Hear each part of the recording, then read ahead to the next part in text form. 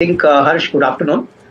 See, first of all, as far as the banks are concerned, I think one thing is very clearly visible in all the business updates by, mostly all the banks, specifically the private as well as the, PSU banks. Clearly, what has happened is that the CASA ratio has come down. So there's going to be a war for deposits going forward, and cost of deposits is going to increase. So I think that is going to put some pressure on the yields and margins going forward. But I think overall, the opportunity looks quite promising. I think October to December is a busy season for credit growth, and I think that is already reflected in the disbursement numbers. So I would not be surprised that on an absolute basis, you could see numbers improving quite significantly. And obviously, the margins could be under some sort of marginal pressure. And if deposits are hard to come by going forward, then I think you're going to see this margin pressure increasing, and that is what has upsetted the sentiment for the banking stocks in the near term. But on a very macro basis, I think banks would do continue to do well with corporate India capex doing well, government announcing a lot of infra projects. I would not be surprised that the credit growth could remain in the range of 8 to 10%, and that could benefit larger players like SBI, Bank of Baroda, or even a private sector player like Axis or ICICI Bank. So I think in the near term, the sentiment is going to be slightly patchy. You could see a little bit of underperformance, which is clearly reflected in today's bank nifty kind of performance. But overall, I think numbers on a fundamental basis would come out quite well. On the broader market, I think now the markets are all waiting for the Q3 earnings numbers, which are going to start from coming week onwards. I think narratives have played out for a very long time, but I think now the markets would be looking at hardcore data points coming out after quarter 3. What are the commentaries coming out from the managements? And I think once the result season starts, you could see a lot of stock specific activity, because on an index level, I personally believe that we may be a little stretched out, and maybe on the index level we may not see a very major upside. But broadly, on a stock picking basis and on a stock specific basis, I think the result season will be a key trigger. Yeah. So I think, Tamanna, frankly, we have been telling our clients to nimble into companies like TCS, Infosys, KPIT Technologies, because we believe that a large part of the negative has already got factored into the price. And I think we believe that the Jan to March quarter would be a clear reflective quarter, because December is a cold month, as all of us are aware. So I won't be surprised that the December quarter may not show any big positive surprise, but the commentaries which come out, after the Q3 numbers would be very interesting to watch out for. Although one point is also clear, that none of the companies have announced any multi-billion-dollar deals. So I think one will like to know after the third quarter, what is the commentary in terms of new client additions, in terms of the growth commentary. My sense is that, at these levels, there's nothing much to lose. And I think companies like TCS, or for that reason, Infosys or a KPIT Technologies, these are companies which have got very solid businesses, a lot of cash on the books. And I think it's a matter of time, possibly in the first half of 25-26, you could see a lot of these companies bouncing back. So, the point is, today the markets are going, possibly favoring the IT companies because everything else is falling. But growth will definitely come back, by September, October next year. And hopefully, the US market is responding also positively. So I would believe that, these are very good opportunities, provided one has got at least a 12 to 15 month kind of time frame in mind.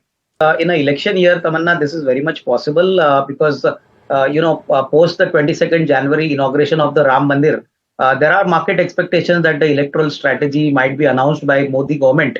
And after that, there could be a kind of a sustained rise. And I think, the government would leave no stone unturned to ensure that the first budget which comes after the election would be a kind of blockbuster budget. And I think the macros have also improved quite significantly. Corporate earnings are also expected to do well. But I think to give you an assertive answer whether we touch 24,000 or not is a difficult, call. But yes, I would not be surprised that there could be a lot of activity in the broader market, which I think, you would be seeing, because a lot of liquidity is coming to the market, both from the FIs as well as domestic SIP money is now getting increasingly bigger. So I think, this definitely is a buy on decline market, and I think we should attain higher levels as we go forward. See, the runway for most of these railway infra companies is quite strong. In fact, as you rightly pointed out, Harsh, RVNL is sitting on an order book of almost 65,000 crores, both from railways and metro. And I think in terms of order book, situation, in terms of the revenue visibility, definitely, I think, the company is sitting pretty. But in terms of the EBITDA margins, I think probably if you look at other companies like RITES, or if you talk about companies like, Titagar or Jupiter Wagons, the margin picture is much better in these companies. So I think broadly, for any fresh re-rating, specifically for RVNL, one would like to see what kind of margin expansion happens, for the new projects which RVNL undertakes, because that is where the market would be looking at earnings growth, coming in. Overall, the opportunity size is very big. But in terms of the valuations, I think, it appears to be fairly priced now. I think at these levels, maybe the stock will consolidate for some time, and you'll have to look in at FY25 and 26 earnings numbers, because FY24 has been, fully discounted. The market is now looking at beyond FY25 earnings. And I think within the railway infra space, stocks like Jupiter Wagons, Texmaco Rail, these could be better bets, because I think there the opportunity is pretty large.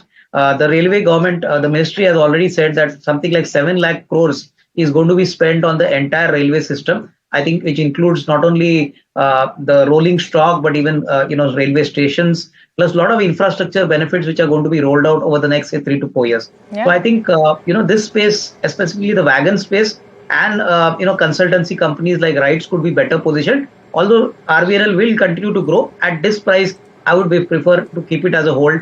Fresh buying could possibly be suggested only at lower levels. Yeah.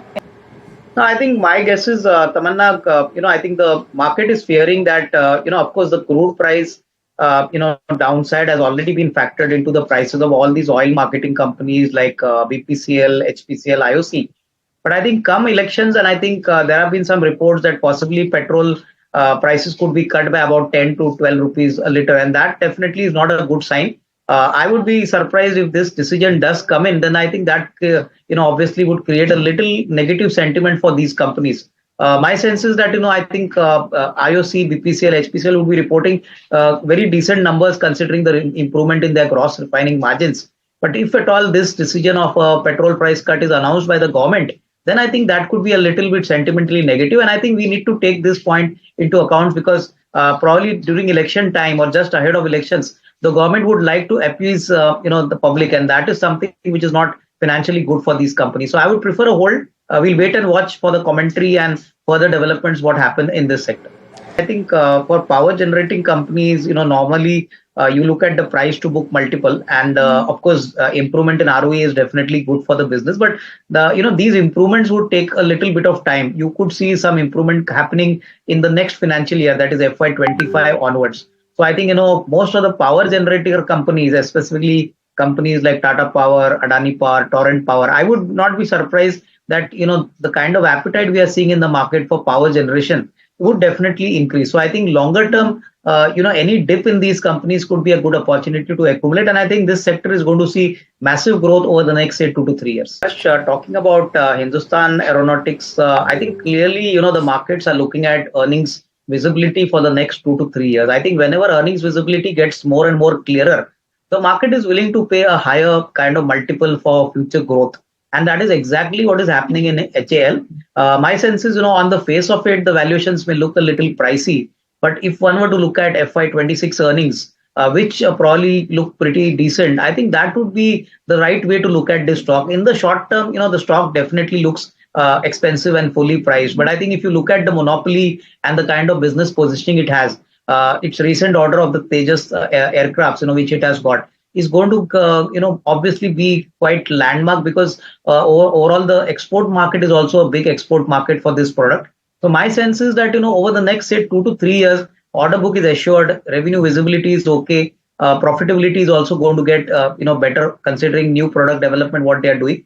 The same thing applies for BEML. BEML, apart from the order book, kind of lineup, there have been some earlier reports that BEML could also be sold to a strategic buyer. Now, coming year, possibly, this, sellout or strategic sale could happen. It did not happen in the earlier years. But my sense is that markets are very positive on the fact that if BEML is given out to a strategic buyer, I think that could be a very good re-rating kind of exercise for the company. And in anticipation of that, also some re-rating has happened.